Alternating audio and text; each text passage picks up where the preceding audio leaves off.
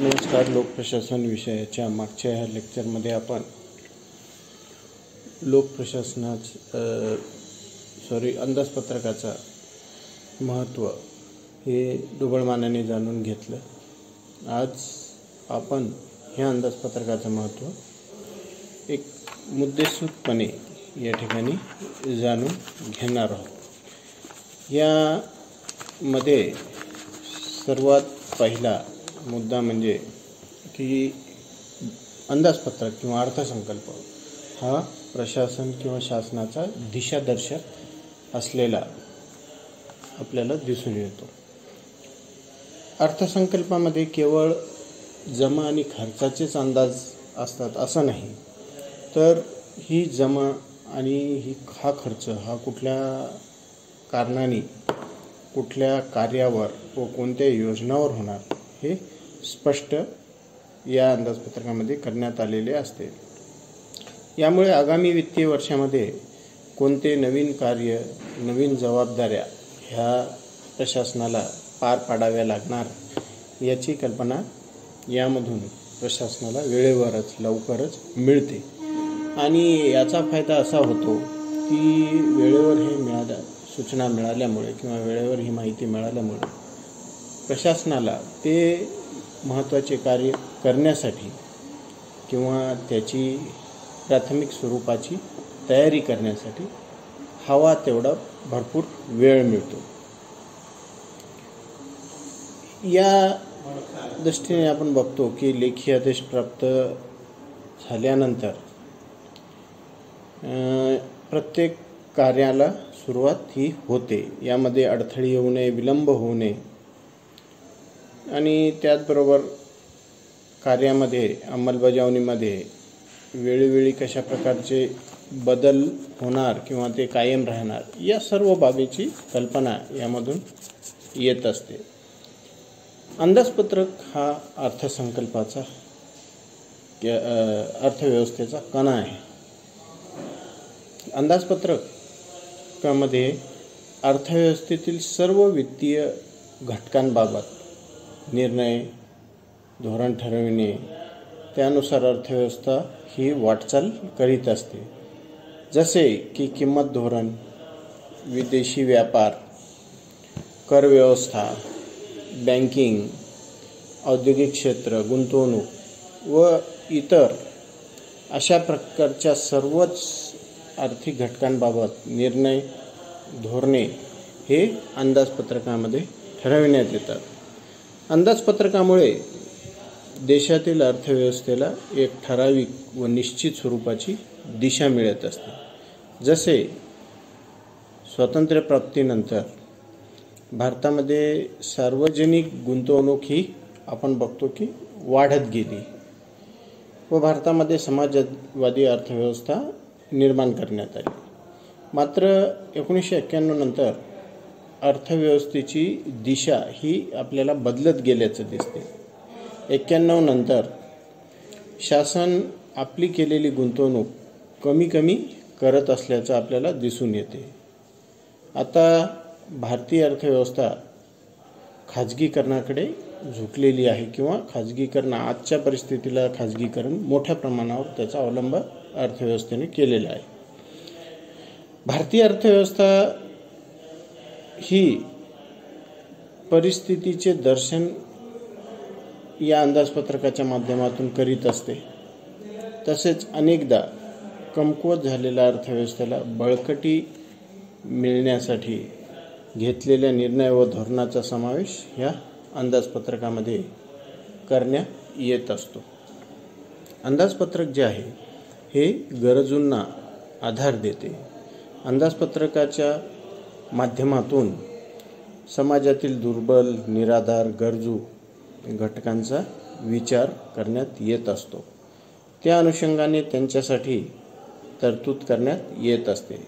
जसे की दारिद्र्यरेषेखालील नागरिक, वृद्ध, ज्यांना उदरनिर्वाहासाठी कोणाचा आधार नाही, समाजातील पीडित वर्ग अशा समाजातील लोकांसाठी त्यांच्या गरजांची पूर्तता व्हावी म्हणून त्यांचा विकास व्हावा किंवा त्यांना जीवन जगण्यासाठी शासन अंदाजपत्रकाच्या माध्यमातून मदत करीत असते. त्यांच्यासाठी धोरण ठरविते व अंदाजपत्रकाच्या अंमलबजावणीतून त्यांना स्वस्त दरामध्ये राहण्यायोग्य घर प्राप्त करून देते. किफायतशीर दरामध्ये त्यांना धान्य उपलब्ध करून देते. त्यांच्या रोजगाराची व्यवस्था करते. वयोवृद्ध व्यक्तींना आर्थिक मदत पेन्शन स्वरूपामध्ये प्राप्त होते.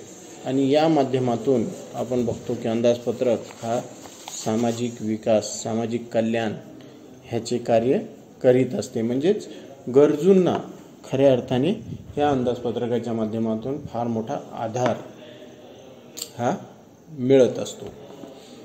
अंदाजपत्रक हे सर्वतोपरी विकासाचे साधन आहे.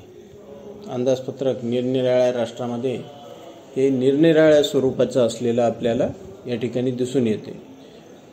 आणि असं असलं तरी अंदाजपत्रक तयार करणाऱ्या संस्था या वेगवेगळ्या असल्या तरी पण राष्ट्रामध्ये अंदाजपत्रकास सर्वतोपरी विकासाचे साधन मानण्यात येते. कारण अंदाजपत्रकाच्या माध्यमातून शासन सर्व घटकांचा विचार करते, जसे आर्थिक, सामाजिक, सांस्कृतिक, शैक्षणिक, वैद्यकीय, धार्मिक इत्यादी. अशा सर्व घटक किंवा वर्गाच्या विकासाबाबत शासन विचार करते व त्याबाबत धोरण ठरवून अंदाजपत्रकामध्ये त्याची तरतूद ही करीत असते.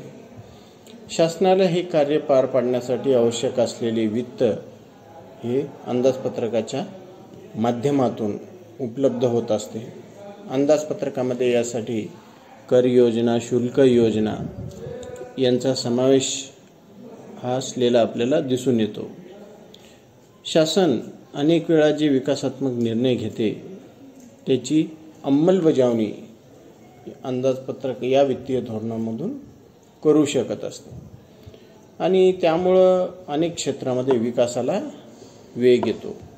या अंदाजपत्रकाच्या माध्यमातून समानतेचा प्रयत्नही मोठ्या प्रमाणावर करण्यात येतो. अंदाजपत्रकाच्या माध्यमातून समानता प्रस्थापित करण्याचा प्रयत्न हा करण्यात येत असतो. पूर्वीच आपण बघितले त्याप्रमाणे दारिद्र्य रेषेखालील लोकांसाठी किमान जीवनमान प्राप्त करून देण्यासाठी शासन विविध स्वरूपाच्या तरतुदी ह्या करीत असते व त्या समाजाच्या विकासासाठी संधी उपलब्ध करून देऊन सामाजिक समता प्रस्थापित करण्याचा प्रयत्न करते. समाजातील जो वर्ग मुख्य विकास प्रवाहापासून बाजूला राहिलेला आहे त्यांना या माध्यमातून मुख्य विकास प्रवाहामध्ये आणण्याचा प्रयत्न होतो. तसेच भेदकारक किंवा प्रगतिशील कर योजनेने श्रीमंतांकडून अधिक पैसा वसूल करते. तसेच कृत्रिम उपयोगी वस्तूंच्या किमती वाढवून अधिक उत्पन्न असलेल्या वर्गाकडनं पैसा हा सार्वजनिक क्षेत्राकडे काढून घेण्यात येतो. यामुळे जी काही आर्थिक दरी आहे ही आर्थिक दरीसुद्धा कमी होण्यासाठी मदत होते. आणि यामधून काय होतं, ही दरी कमी झाली म्हणजे निश्चितच त्या ठिकाणी समानता ही प्रस्थापित होत असते. अर्थव्यवस्थेला सर्वात घातक असणारा काळा पैसा याला प्रतिबंध किंवा तो कमी करणे किंवा तो संपवणे यासाठी या अंदाजपत्रकाच्या माध्यमातून प्रयत्न करण्यात येतो.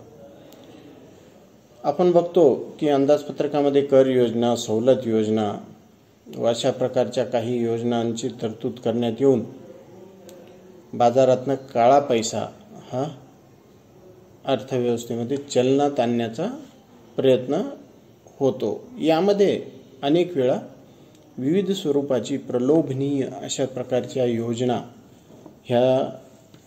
या अंदाजपत्रकाच्या माध्यमातून इंट्रोड्यूस करण्यात येतात, जेणेकरून की हा काळा पैसा हा या ठिकाणी चलनात यावा किंवा बाजारात यावा.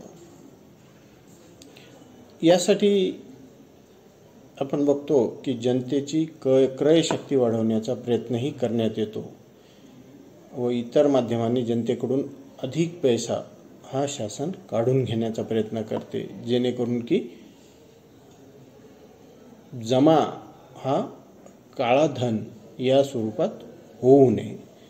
त्याचबरोबर आपण बघतो की अंदाजपत्रकाच्या माध्यमातून शासन नागरिकांच्या अपेक्षांची वेळोवेळी दखल घेत असते.